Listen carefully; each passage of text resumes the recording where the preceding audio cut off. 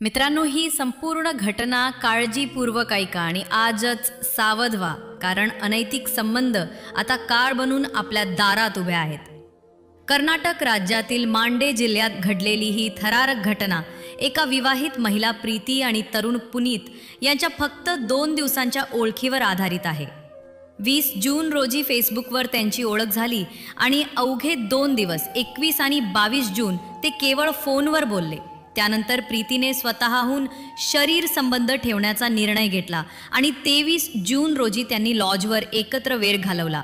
विशेष बाब म्हणजे त्या दिवशी दोघे पहिल्यांदाच प्रत्यक्ष भेटले होते आणि तरीही प्रीतीने तिच्या नवऱ्याला आणि 2 मुलांना घरी ठेवून हा निर्णय घेतला.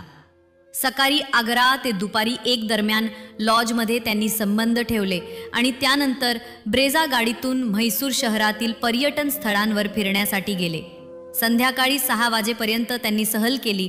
त्यानंतर पुनीतने प्रीतीला तिच्या घरी सोडण्याचा प्रस्ताव दिला, मात्र प्रीतीने त्याला थेट नकार दिला आणि पुन्हा लॉजवर जायची मागणी केली. तेव्हा पुनीतने विरोध दर्शवला आणि तिला समजावलं की आपल्याला काही तासांपूर्वीच लॉजमध्ये वेळ घालवला होता आणि आता तिला घरी परतणं गरजेचं आहे. पण प्रीतीने त्याचे ऐकून न घेता हट्ट धरला आणि पुन्हा शरीर संबंध ठेवण्यासाठी दबाव टाकू लागली. पुनीतने स्पष्टपणे नकार दिला, पण प्रीतीचा हट्ट आणि वासनांधता इतकी टोकाची होती की तिने न थांबता आग्रह केला. दोघांमध्ये 2 तास वाद झाला, तोही सार्वजनिक ठिकाणी लोकांच्या नजरेसमोर. यातूनच रागाच्या भरात पुनीतने तिच्यावर हात उगारला, पण प्रीतीचा हट्ट काही संपेना. शेवटी वैतागलेल्या पुनीतनं लॉजऐवजी तिला शेतात नेण्याचा प्रस्ताव मांडला, जो प्रीतीने आनंदाने स्वीकारला. ते कटेरा गट्टा येथील जंगल सदृश्य शेतात पोहोचले आणि रात्री तिथे थांबले. पुन्हा एकदा प्रीतीने घरी जाण्यास नकार दिला आणि काही काळ तिच्यासोबत घालवावा अशी मागणी केली. तेव्हा मात्र पुनीतचा संयम सुटला. त्यानं तिच्यावर जोरात ओरडत पुन्हा वाद घातला आणि जेव्हा प्रीती जमिनीवर पडली तेव्हा त्यानं जवळच पडलेला एक टोकदार दगड उचलून तिच्यावर वार केला आणि तिचा जीव घेतला.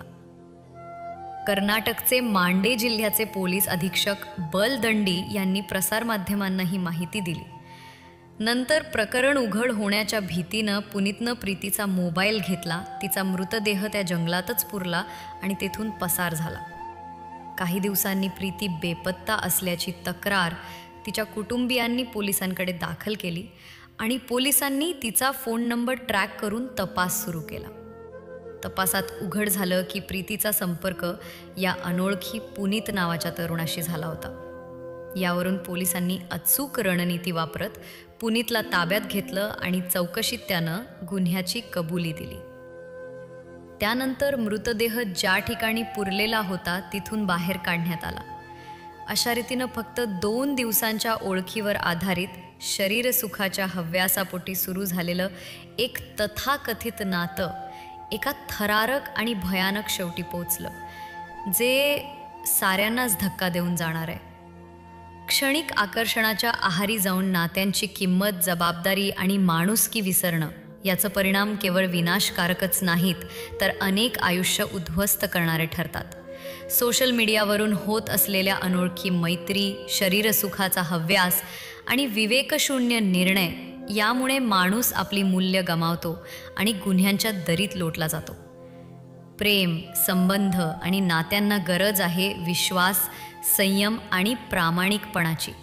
नाहीतर 2 दिवसात सुरू झालेलं नातं मृत्यूचा शेवट घेऊन येतं. या घटनेविषयी आपली प्रतिक्रिया काय आहे आम्हाला नक्की कळवा.